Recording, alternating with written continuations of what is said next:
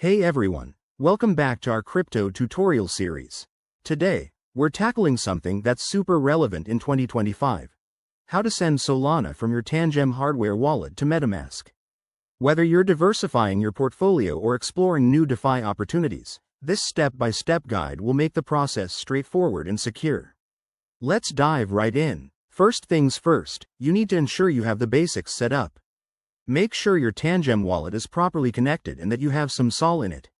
On the MetaMask side, install the latest version of the app or extension, and add the network where you want to receive your SOL, probably Ethereum or a bridge chain, since MetaMask is primarily for EVM-compatible blockchains. Step 1.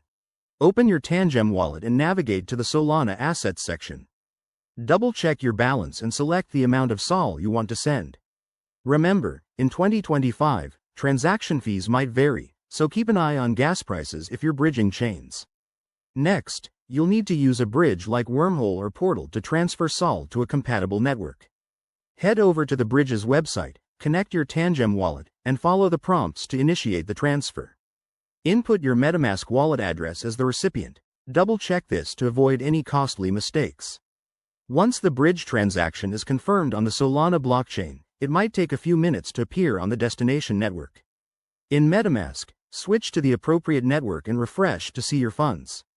Always verify the transaction on a blockchain explorer for security. A quick tip.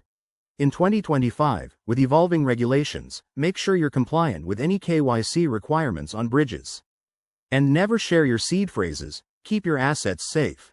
There you have it, you've successfully sent SOL from Tangem to MetaMask. If you found this helpful, hit that like button, subscribe for more guides, and drop a comment below if you have questions. Stay secure out there, and we'll see you in the next video. Thanks for watching.